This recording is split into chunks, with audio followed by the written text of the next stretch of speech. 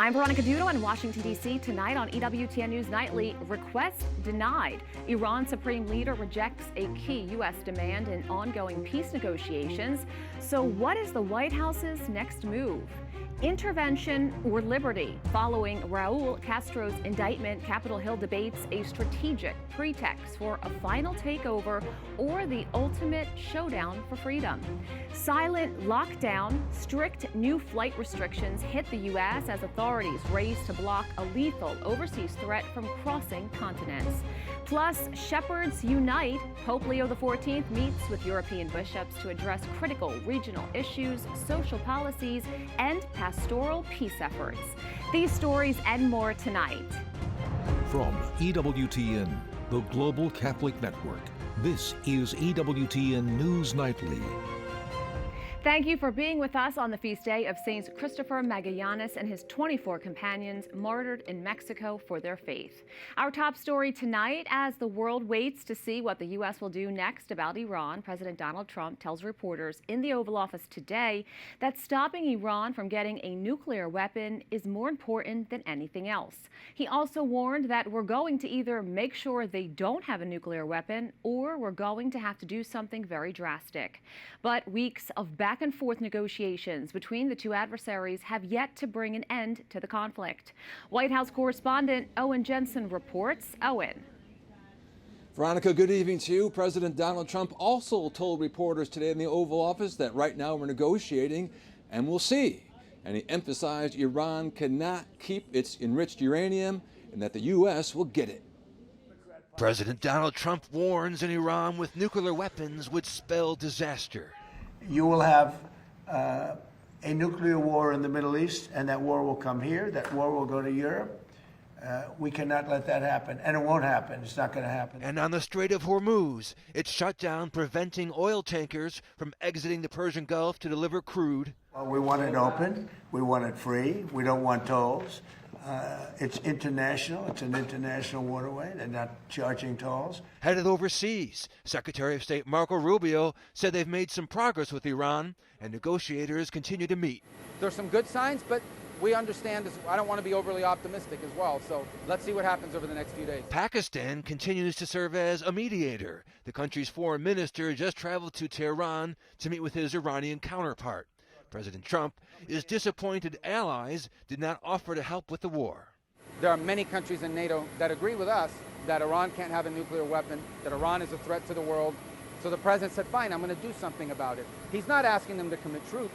He's not asking them to send their fighter jets in, but they refuse to do anything. Back in the Oval Office, where the president was meeting with grocery store executives to ease regulations and help save shoppers money, President Trump tells reporters gas prices will come down too, and that the Iran conflict...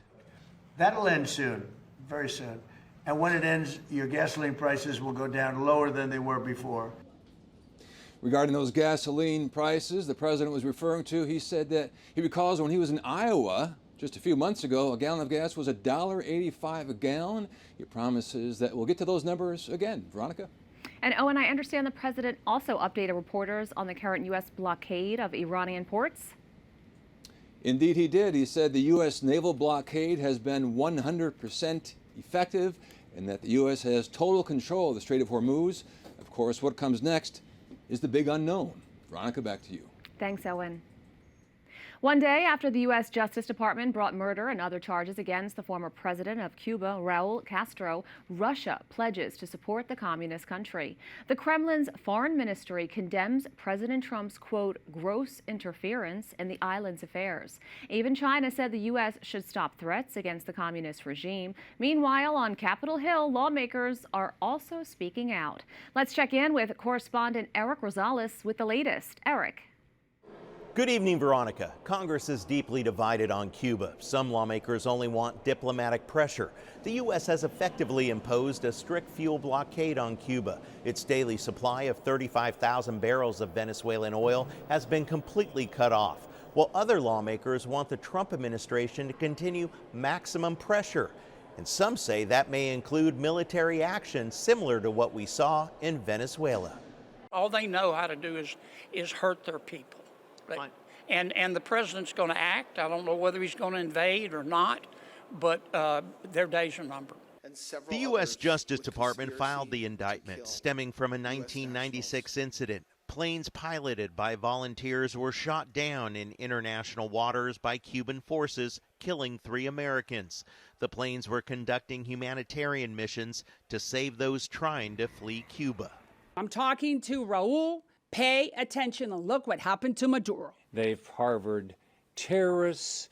They've been the leader of instability in Latin America. So all the problems we have in Latin America start with the Cuba regime. President Trump is flexing his muscles by deploying the USS Nimitz carrier group to the Caribbean. Some lawmakers tell me they wrote the president back in February asking for him to take some action. It is justice delayed, but it is justice. And it's also a clear signal, not only to the regime that their days are numbered, but also to the Cuban people that your days of suffering are also numbered. Secretary of State Marco Rubio, who is Cuban American, put out a video Wednesday offering $100 million in food and medicine to Cubans. Democrats add the Cuban people need help. This needs to be about how we're going to work together as a world, as a global community, as neighbors as well, to make sure that the Cuban people are supported.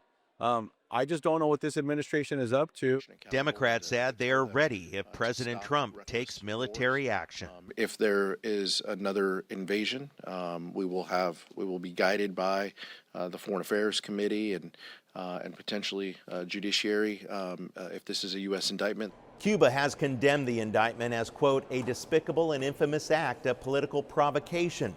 President Trump has signaled a coming announcement on an economic embargo against Cuba very soon. At the Capitol, Eric Rosales, EWTN News Nightly. Before heading to Sweden for a high-stakes NATO ministers meeting, U.S. Secretary of State Marco Rubio drew a hard line on national security, warning that Cuba remains an enduring threat to America. Cuba not only has weapons that they've acquired from Russia and China over the years, but they also host Russia and Chinese intelligence presence in their country, not far from where we're standing right now. So Cuba has always posed a national security threat to the United States. They, by the way, have been one of the leading sponsors of terrorism in the entire region. And the other thing that poses a threat to the national security of the United States is to have a failed state 90 miles from our shores run by friends of our adversaries. Joining us now is Alberto Fernandez, a retired U.S. diplomat and EWTN contributor. Welcome back to the show. Thank you. The DOJ has indicted 94-year-old Raúl Castro for shooting down 2 civilian planes flown by Brothers to the Rescue in 1996. Why do you think that we are now seeing legal action after 30 years? Well, I mean, this case has been out there for 30 years. It was a shocking case which had political ramifications at the time. Raúl Castro has killed thousands of Cubans through the years, but these were 3 American citizens and 1 legal resident. So it's been actually out there for quite a long time. It's just it took this administration to actually pursue it, which is a good thing. So do you think this indictment is about long overdue justice as opposed to a political move to isolate Havana? I think it's both. Obviously, it's about real justice. These were real people, real Americans killed intentionally by the regime in international waters. So justice is definitely an issue. But obviously, the administration has a foreign policy in regards to the regime in Cuba. And this also becomes a tool of foreign policy. And that's something that governments do, American governments do all the time. Now, Cuba has been effectively cut off from an economic standpoint. The Secretary of State, Marco Rubio, discussed this today. Take a listen. So I was in Rome a couple weeks ago and met with the Catholic Church again. They're prepared to step forward. A bunch of other NGOs. I have a letter in my pocket right now from a humanitarian organization that's already operating inside of Cuba that's prepared to do the distribution. We were able to do about $6 million after the, well, $6 million we dedicated to it. 3 of the $6 million were distributed inside of Cuba after the hurricane through the Catholic Church. So Secretary Rubio says that the Catholic Church is willing to help in terms of distributing aid. What about diplomatic relations between the 2 countries?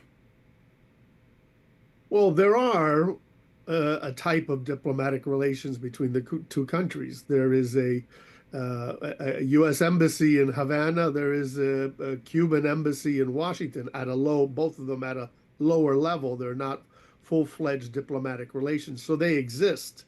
Could the church help? I guess, but Secretary Rubio there is talking, of course, about the problem that aid that has gone to Cuba through the regime has been stolen or sold on the market by the regime. We saw this recently with a shipment from Mexico, where actually Mexican media explored the fact that it was being sold by the regime on the market.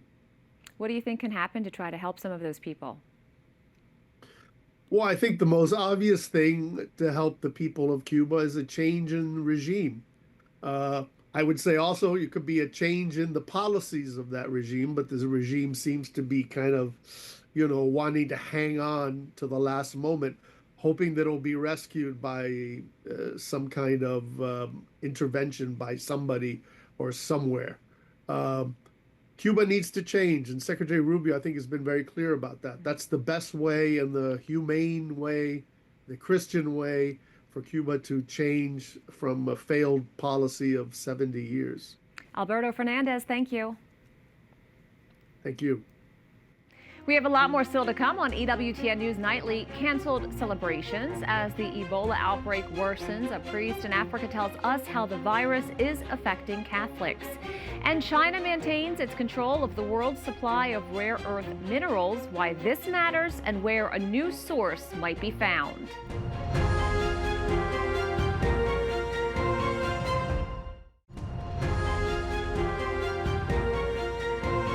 The Department of Homeland Security is tightening international travel restrictions. All U.S.-bound flights with passengers from Ebola-affected areas of Africa must land at Washington Dulles Airport in Virginia.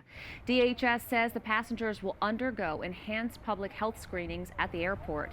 This as a Detroit-bound flight from Paris was rerouted to Montreal after U.S. authorities learned a passenger from the Congo was on board. Other passengers hoping to travel to the U.S. include the soccer team of the Democratic Republic of the Congo, who made it to this year's World Cup for the first time since 1974.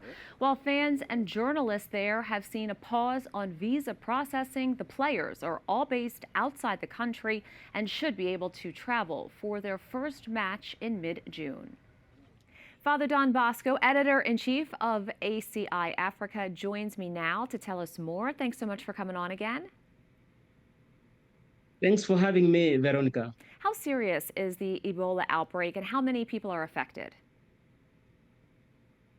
The situation of Ebola in the Democratic Republic of Congo is serious enough for the WHO to declare it a public health emergency of international concern. The current figures continue to evolve, but the outbreak is centered in the Eastern Democratic Republic of Congo and has impacted communities in that country, but also in Uganda.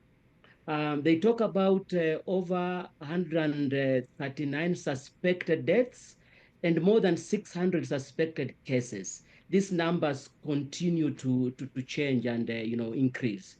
In other outbreaks, you can talk about health workers appearing to be affected and they face the risk of contracting the virus. The other aspect you can talk about is the fact that this type of virus does not have a vaccine as yet. So that makes it a serious concern. Now, it's not an easily spread virus, but it is one that's very concerning. How is this impacting Catholic dioceses, and what are some of the recommended measures for the faithful? Yeah, so because of the Ebola, this has affected the church, meetings and congregations congregating together. So, in Uganda, the Catholic bishops have given some directives about, coming together, and they are cooperating with the authorities to advise on how to prevent, but also contact cases. So in moments like this, the church becomes both a spiritual refuge and a social, stabilizer. So people are looking for reassurance, and so the church plays a role in also communicating measures. Uganda has also been impacted with the government postponing the celebration of its Martyrs' Day. What message are the bishops sending to the faithful now? Yeah, so Uganda Martyrs' Day is one of Africa's largest annual, Christian pilgrimage. It attracts actually millions of pilgrims across, Africa, and so they have given in to the government, postponement of the event until further notice. And the message is that people have to be careful and organize celebrations locally. So in dioceses, in parishes, until further notice when it will be possible to gather together again. Father Don Bosco, thanks so much. Thanks for having me. God bless. Thank you. China is signaling it will work with the United States on what it calls reasonable concerns over its rare earth export controls. Beijing defends the restrictions as lawful retaliation against President Trump's so-called Liberation Day tariffs. The controls imposed in April of 2025 continue to disrupt supply chains for critical minerals used in everything from electric vehicles to advanced defense systems. Following President Trump's state visit to Beijing last week, both sides say they are working on solutions, but shortages are already being felt. Joining me now is Anupam Gildiam, COO of Realloys. Thanks so much for coming on today. Thank you, Veronica, for having me. How significant are China's rare earth export controls to the global supply chain, and which industries in the United States are feeling the greatest impact right now? It's extremely important, and if you look at what's changing in the world, is that we've gone from oil being the key measure for geopolitics to critical materials and minerals, and China controls most of it. Like, my question for you would be, how would you feel if someone who does not like you and someone you don't like controls 98% of the things that you would need on an everyday basis? That's what the US feels right now, because without China, you cannot really get any rare earth metals, and especially the heavy rare earth metals. You were right about the 90% number, but for heavy rare earth metals, which are used in many critical applications, China controls over 97% of the production. So without these rare earth metals, which we are focused on at Realloys, dysprosium and terbium, you cannot make a single GPU for AI, you cannot make a single missile, you cannot make any semiconductors, you cannot make any missiles, you cannot build any F-35s, you cannot make any submarines or aircraft carriers. So anything basically that is powered by electricity requires some kind of rare earth metals in them. So your company is among the first that will begin to look for some of these rare earth metals and magnets in North America. Can you tell us more about this initiative? Yes. So what we are doing is exactly replicating what China has been doing for the last 3 or 4 decades. Their focus has not been on the mining or the ores itself that have the rare earth. They are focused on creating this midstream processing infrastructure at scale, which allows them to process rare earths not just from China, but from across the globe, and control the bottleneck. Because rare earths as an ore from a mine is not useful. It is useful in a form where you can convert it into a metal, which can either go into a magnet or many of the other applications that are used across the globe. And that's what we are building. We are building the midstream processing infrastructure where we use the rare earth ores from our mines, from partner mines, process them into a usable product that's metal. And we are focused on heavy rare earth metals, as we mentioned, the dysprosium and terbium. There are a bunch of companies who are trying to set up manufacturing of light rare earth metals here in the US, but nobody is focused on the heavy. And without the heavy rare earth metals, you cannot make a single magnet, a phone, a GPU, a missile, a submarine, an F-35, an aircraft carrier. What is the timeline? How long will this take before it begins, and what impact would it have on everyday consumers? So we already have completed most of the installation at our partner facility in Saskatchewan Research Council, and we are going to go into production towards the end of the year or early next year. Just before the January 1, 2027 DFARS deadline comes into play, beyond which no Chinese origin metal can be a part of the defense supply chain. Anupam Gildian, thank you so much. Thank you so much, Veronica. Have a good day. Up next on EWTN News Nightly, Human Voices, we take you inside a conference in Rome tackling the future of human communication in the age of AI. Plus, Pope Leo speaks with EU bishops on AI and the future of Europe.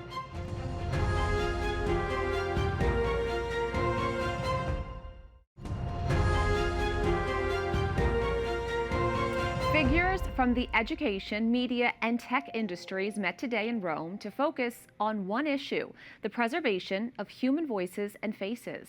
That was the theme of an international conference organized by the Dicastery for Communication. It echoes the message of Pope Leo XIV, who encourages us all to preserve the dignity of humanity in the face of artificial intelligence. The conference was meant to be a moment of reflection and dialogue in response to the Pope's call to cherish the gift of communication as the deepest truth of humanity. While the pontiff didn't attend the conference, he did speak about AI in a meeting with the Commission of the Bishops' Conferences of the European Union. EWTN News' Zofia Chubak reports. But obviously this is something very important. We're all into this. For the second time since his election, Pope Leo welcomed the Commission of the Bishops' Conference of the European Union. This time, artificial intelligence was one of the points of discussion, ahead of the upcoming encyclical Magnificat Humanitas. We are also worried with some aspects of AI that we also put forward. We're worried about issues of child abuse. We're worried about issues about the use of AI in military and other things. So I think this is going to be something we have to follow. The meeting gives the bishops an opportunity to reflect with the Holy Father on the current state of the European integration process and the role of the European Union. This meeting took place in a climate of great naturalness, spontaneity and cordiality, while at the same time there was clarity regarding the issues discussed. And so it unfolded in the form of a calm dialogue, almost, I dare say, among people who know each other and who care deeply about the same task, the same mission. Pope Leo addressed the European project, a cooperation formed between European countries to not only promote peace, but build a stronger future after the world wars in the 20th century. I think mainly this, that the importance of maintaining dialogue, maintaining collaboration, maintaining a constructive relation between nations. And Europe in this is an example. So the Pope spoke of the beginning of the European project after the Second World War, a peace project, and how this is important today. The event focused on the challenges facing the European Union and on how to strengthen the European project built on cooperation and peace. The migration was, in a sense, indirectly discussed within the context of some what we call populist movements in the European Union. The Pope immediately recognized the prerogatives or the rights of states to define their own migration policies. That's why the Church absolutely does not question that. It's rather how we, as the Pope said, once these migrants are in these countries and they need help, we just couldn't deny them the services that they deserve, respect absolutely their human dignity. The bishops extended an invitation to Pope Leo to visit the European Parliament to welcome dialogue between the institutions. In Rome, Zofia Chubak for EWTN News Nightly. We thank you for watching tonight. Remember, you can follow us on social media, Facebook, X, YouTube, and Instagram at EWTN News Nightly. I'm Veronica Dudo. Good night and God bless.